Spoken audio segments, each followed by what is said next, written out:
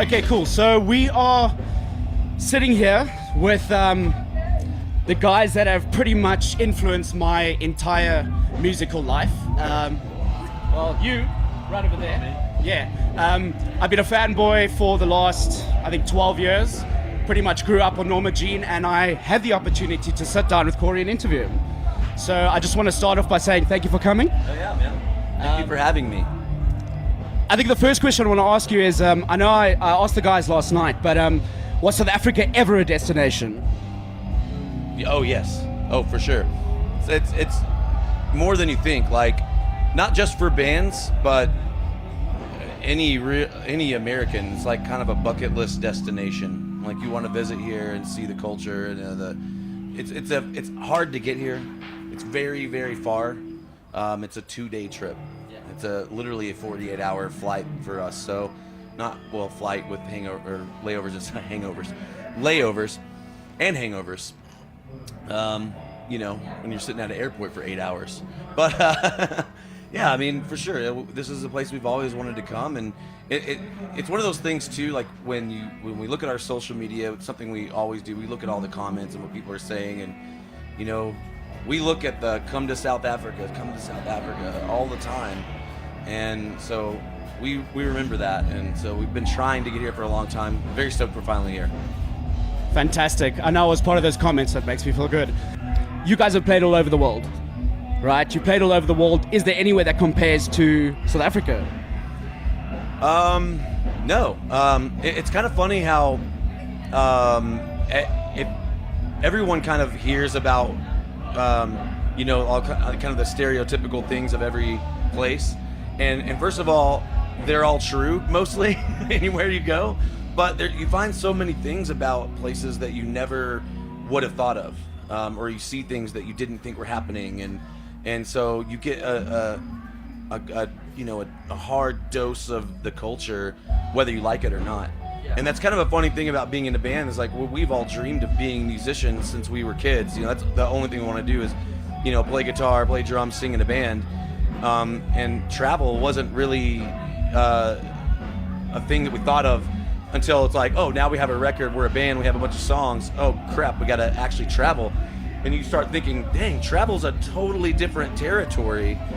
So not only are you trying to maintain a band, but you're trying to maintain like how to travel, how to do it well, and you become seasoned at it. And we've been doing it for 20 years now, so really good at it, like just getting in and knowing what to do and figuring out things out, for ourselves and stuff. It makes it a lot more fun and easy to do. Next question for you is, you guys are just about to drop some 100 Suns. Okay, it's in the process. Being in a band like Norma Jean, doing 100 Suns, having a family at home, how do you find the time to still record, still tour, and still be a family man? I have a clone.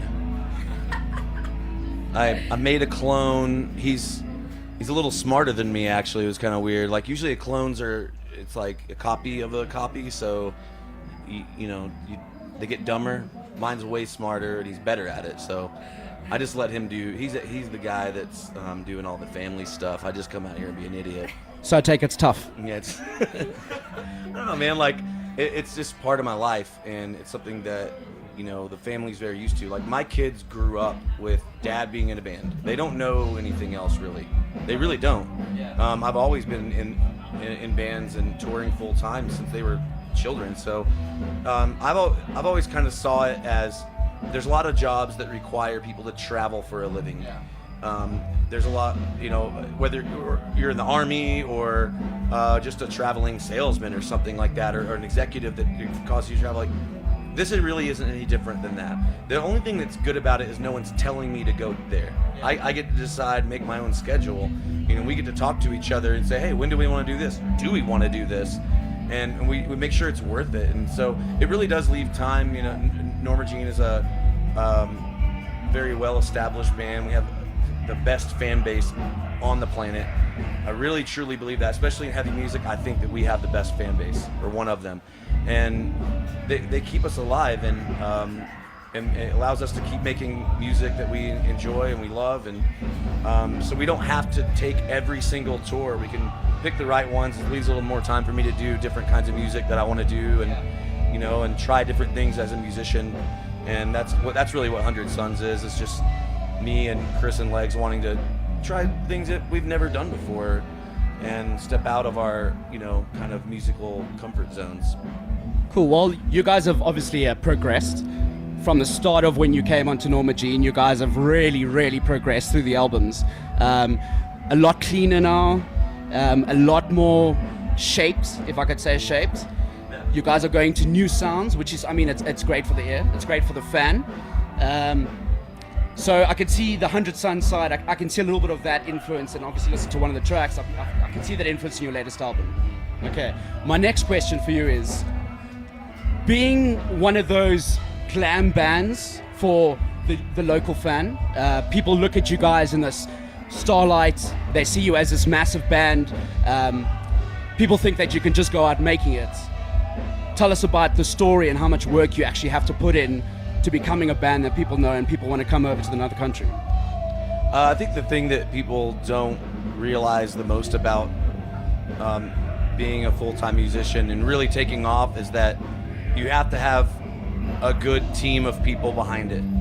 Everyone has to be on board. It's not, everyone kind of plays their own part inside the group, and we all encourage each other and we push each other, and sometimes it's not fun when we have to do that kind of stuff, but it's what keeps us going. You can get very lazy and careless and about that stuff. You really have to care about it, and you have to make yourself care about it even when you don't want to, because we've definitely been on some tours that we were just like, screw this, I hate this, I don't want to do it. If you ask my wife, I've definitely called her and be like, babe, I don't want to be here right now, this sucks. So she was very encouraging to me, and and then we encourage each other to keep it going. So that the team is important. So we're very lucky to have that in our group. These guys that I'm with, and Norma Jean and 100 Suns too. Those guys are very hard workers. And our record label, make sure that we're with the right guys. All that kind of stuff matters too.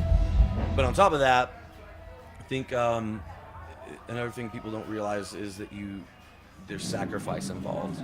You, at some point, you have to say, okay, we are uprooting and going on tour. We're leaving here, and these people are going to be left alone. If you have kids, they're going to be left alone, and that's just the way it is. Luckily, we live in a great age of, FaceTime and internet and stuff. And when I first started touring, we didn't have any of that stuff. We didn't have a cell phone on tour. We went to different countries, and we would scrounge up money to buy a phone card that was a 5-minute call on a a payphone in the middle of the street. And they have to wait for somebody to get on the phone. It's like a landline, so it's a lot easier now. But I'll end with this: that if we're gonna spend time away from our families and our kids and all that stuff, and to play music, and be on that stage and be in the studio, then we better do it right. Okay, cool. Well, I have one more question for you. This is based on my knowledge of our local scene, and I think that our local scene may need to hear something from you, somebody who's made it. Playing in front of an empty crowd, playing in small bars when you guys started out, it's part of the journey. And I think that a lot of people think that you can just go drop an album and try and get a massive crowd in front of you. Is that the case, or is it not the case? It's definitely not the case. I call it running around in the front yard waiting for lightning to strike. You can do that all day long, but it's not really going to work out like that. It has happened before to a few select bands like Linkin Park. I'm pretty sure they'd never played a show. I don't know. Maybe they did. I don't want to say what that band did. I don't know. But it's not the case. Do not do that. If you play for an empty room, if you play for a few people, make them like you. I think one of my favorite things I've ever heard about Norma Jean years and years and years ago, we were on, I think it was Ozfest 2006. All the bands would come and watch us every day on stage.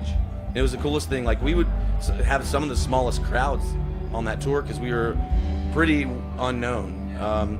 This is whatever, but all the bands would watch us, and one of the guys came up to me after one of the shows and said, "Man, you guys make them like you."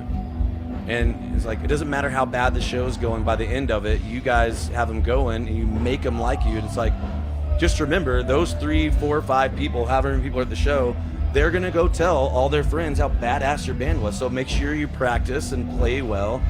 Don't sound like crap. Have good equipment. Have good recordings. Spend time on it. Be a semi-perfectionist about it and work. Do the work. It's not just a party. I mean, I look at the size of the stage. I know it's not a very big stage. It's quite high. I think it's huge. Look, I'm talking about when I look at overseas festivals. Literally the biggest stage I've ever seen. It's like, well, I mean, Okay. it's tall. It's tall. It's a tall stage. I've seen you guys play on big stages, and I've seen you play at really little, sort of intimate venues. Oh, yeah, we played places where we hardly fit on the stage. Yeah. My question to you is, what do you prefer? I mean, what do you? I mean, standing on a big stage, you've obviously got this massive crowd in front of you, but playing on a smaller stage, you've got this feeling. What do you prefer? I mean, I honestly, and I hope this answer isn't too generic. Well, I don't really give a crap if it is, but I like a little bit of everything. I love the outside feel, like this open air. There's this kind of like, I get in this kind of hippie mode thing on stage when we're outside on festival tours or just festivals like this. Are some of my favorite shows, but I don't want to only do this. There's something about getting in a room sweaty with your, like a small room that sold out really fast, and you know that the people that are in that room are your biggest fans in that town. They know every single word, and they just jump on top of each other to get to that microphone, and those shows are so fun. Like, this is great, and we're gonna have an awesome time tonight. But there's perks a little bit to both that I like, and tonight we're gonna sound big. It's gonna sound huge, and it's just gonna be a big party. Those shows, it's definitely a lot more intimate, as everyone always says, but it's not just the intimacy. It's the kind of camaraderie that's there, and I really love that. It's really cool that people sing along words that I wrote down, like, and it's like, why are they singing along to? I can't reach them tonight really unless I jump off the stage and probably break my ankle or something. Last year, Chris from Monuments did a crowd surf. Yeah. Coming back, he nearly fell, hurt himself quite badly. So that's a high jump. Like, I don't think I should do it. No, I was telling John, I was like, dude, I'm gonna put the microphone down, run down the stairs, come around. We'll see what happens. Cool. Guys, Cory, Norma Jean, massive fan. Tonight, 8:30. See you there.